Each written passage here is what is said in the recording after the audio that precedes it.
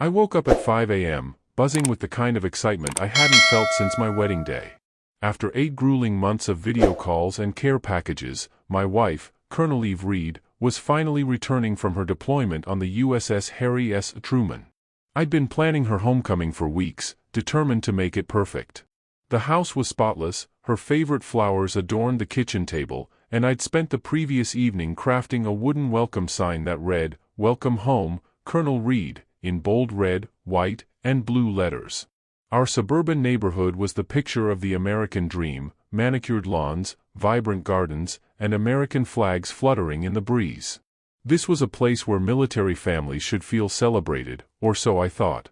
I checked my phone battery and ensured our security cameras were rolling, a gut feeling telling me I might need evidence of this day. The countdown calendar on our fridge had marked Eve's return for months, and the neighbors were just as excited. Mrs. Patterson across the street promised to watch for the Navy car, and even the elderly dog walker asked when our war hero would arrive. I hung the sign at the perfect angle, ensuring it would be the first thing Eve saw. At 11:30 a.m., a black Navy sedan pulled up, and my heart nearly burst. Eve stepped out in her dress uniform, her colonel insignia gleaming alongside her ribbons and medals earned through 15 years of service. She looked magnificent, her military bearing commanding respect. She spotted me, dropped her duffel bag, and ran into my arms. "God, I missed home," she whispered, tears streaming down her face. "I missed you." Neighbors waved from their porches, calling out warm welcomes. Sarah, our next-door neighbor, watched from her window, her expression a mix of admiration and nervousness. I thought she was just giving us space, but I'd soon learn otherwise. Eve took in the peaceful streets, smiling softly. "This is what I pictured during those long nights on the ship," she said. "Home, community, and freedom." Then Carolyn Peterson appeared, shattering our perfect moment. The HOA president, a woman in her early 60s with steel-gray hair and cold eyes, marched across the street with a clipboard, measuring tape, and her HOA badge pinned on like a military decoration. "I hate to interrupt," she said, her tone suggesting otherwise, "but we have a significant code violation." Before we could respond, she measured our sign, muttering, 4.2 inches over the regulation height per section 12.3a. Looking at Eve's uniform with disdain, Carolyn sneered, "This isn't a military base, Mrs. Reed, or should I say, Colonel?" She put air quotes around Eve's rank, dismissing her service. "Here, I only recognize HOA authority. These rules apply to everyone, regardless of past occupations." My fists clenched, but Eve stayed composed, though her eyes narrowed slightly, cataloging Carolyn's behavior like a battlefield opponent. Carolyn handed me a yellow violation notice with smug satisfaction. Eve responded with diplomatic grace, "Of course, Mrs. Peterson, we'll adjust the sign immediately." Carolyn seemed disappointed by Eve's calm, as if she'd hoped for a fight. "You have 48 hours, she snapped. "Welcome to civilian life, Colonel." The word civilian dripped with contempt, as if Eve's service was inferior to Carolyn's petty rulebook. As Carolyn retreated, I discreetly recorded the interaction, sensing we'd need evidence. Sarah's curtains twitched, her worried face vanishing quickly. That night, surrounded by Eve's medals, she whispered, "What if she's right? What if I don't belong here anymore?" The question broke my heart, challenging everything we'd built. Should he fight back or stay quiet? Comment, fight or quiet. 3 days later, Carolyn returned at 7 a.m. with professional measuring equipment and a nervous HOA inspector. "Your mailbox extends 2.1 inches into the sidewalk easement," she declared, handing me a $75 fine. When I protested, she smirked, "This is community standards enforcement, Mr. Reed. Your wife should appreciate discipline." Eve, interrupted mid-workout, studied Carolyn with tactical precision, her military bearing unshaken. Carolyn taunted, "I trust you'll handle this with the same attention to detail you showed in service, Colonel." 4 days later, Carolyn struck again, citing our SUV's bumper for extending 3 inches past the driveway boundary. The $150 fine came with photos taken from multiple angles, as if we'd committed a crime.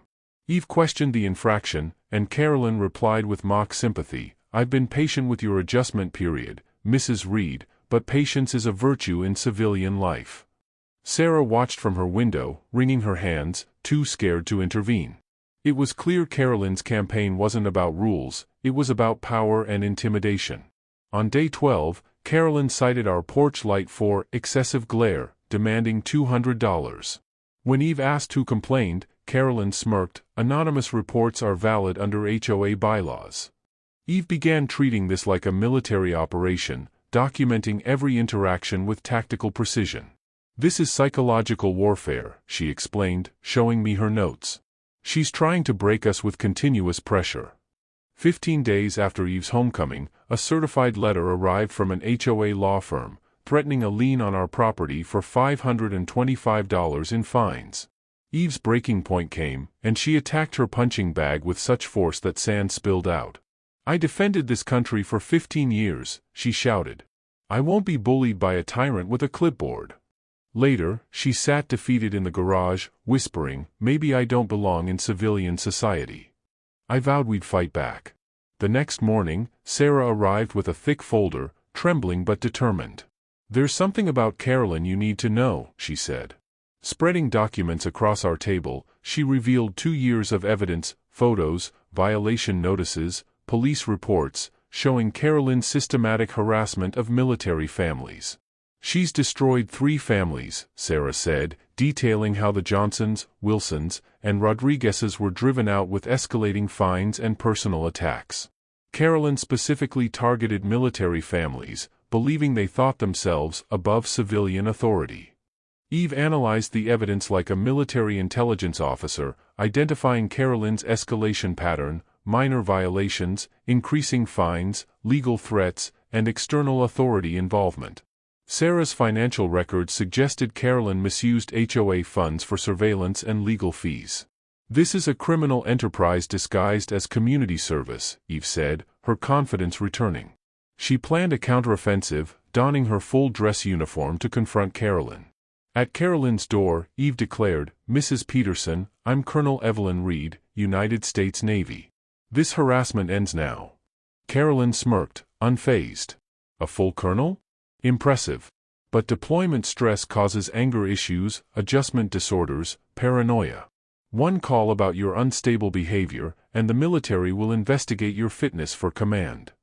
Her threat revealed a predator who'd researched how to destroy military careers. Is Carolyn bluffing, or does she have a plan? Comment, bluff or plan. Carolyn's psychological warfare began the next morning, spreading rumors about Eve's instability to neighbors. Within 48 hours, she'd planted doubts about Eve's mental health. She escalated by calling the police non-emergency line, reporting an unstable military officer making threats. Her provocations were calculated, intercepting Eve's jogs with taunts like, "Still running from your problems, Colonel?" Security cameras captured Eve's responses from angles that made her look aggressive. One morning, Carolyn's setup peaked. As Eve finished a workout, police arrived, responding to domestic disturbance calls. Carolyn played the victim, presenting photos and reports alleging Eve's erratic behavior. Sergeant Marcus Cole, a retired Army veteran, approached Eve cautiously. But Eve stood at attention, stating, "I'm Colonel Evelyn Reed, USS Harry S. Truman. Verify my credentials before proceeding." Marcus, recognizing her authority, shifted to military courtesy. "Colonel, ma'am, I apologize. I'm Sergeant Marcus Cole, 82nd Airborne, retired." Carolyn tried one last move, hinting at an incident report about Eve's early return from deployment. I stepped in, presenting our evidence, audio of Carolyn's threats, Sarah's documentation, and witness statements from other victims. Marcus reviewed it, impressed. "This paints a different picture, Mrs. Peterson." Carolyn claimed we'd fabricated evidence, but her desperate act crumbled against our proof. Eve called military police, reporting civilian harassment affecting her service. Marcus warned Carolyn, filing false reports is a serious offense. The HOA board removed Carolyn as president, launching a financial audit. Neighbors, freed from fear, shared their own stories of her abuse. Sarah became interim president, reversing all fines. The investigation revealed Carolyn's misuse of funds, leading to felony charges for false reports, fraud, and harassment. 3 weeks later, our neighborhood transformed into a true community. Sarah organized welcome committees for military families, and the HOA adopted transparent governance.